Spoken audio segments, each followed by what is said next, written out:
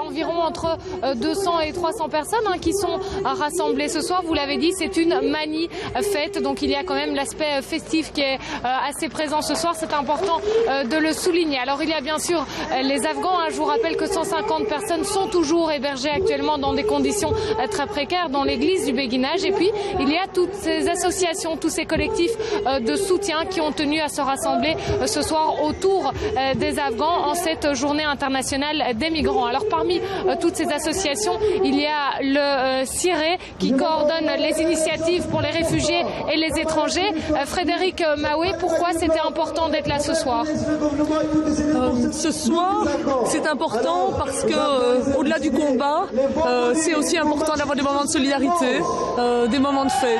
Et donc Noël arrive et donc ce soir, c'est un moment de solidarité important où notamment une vingtaine de familles ont décidé de faire un parrainage et d'accueillir une vingtaine de familles afghanes pour Noël.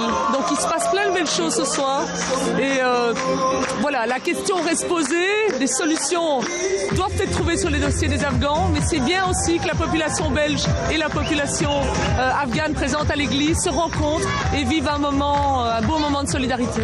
Alors il y a eu bien sûr la rencontre avec Elio Di Rupo, mais depuis il n'y a pas vraiment eu de signe d'ouverture. Est-ce qu'on peut quand même encore parler d'espoir pour toutes ces familles? Je pense qu'il doit y avoir de l'espoir. Vous le savez, le HCR a sorti de nouvelles guidelines et ces guidelines devraient permettre qu'une série de gens réintroduisent leur dossier au CGRA et reçoivent la protection. C'est en tout cas notre espoir et le CGRA est évidemment toujours très attentif aux guidelines indiquées par le HCR. Et donc je pense que le besoin de protection va effectivement au-delà de ce qu'on fait actuellement. Il faut reconnaître au CGRA que ce n'est pas facile de l'évaluer justement parce que les conflits sont volatiles.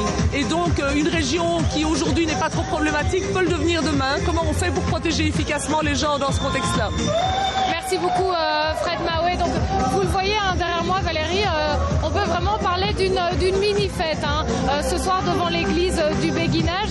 Les Afghans ont également décidé d'ouvrir leurs portes à n'importe quel visiteur, à n'importe quel citoyen qui sera intéressé de venir vers eux, de venir leur parler de leur situation.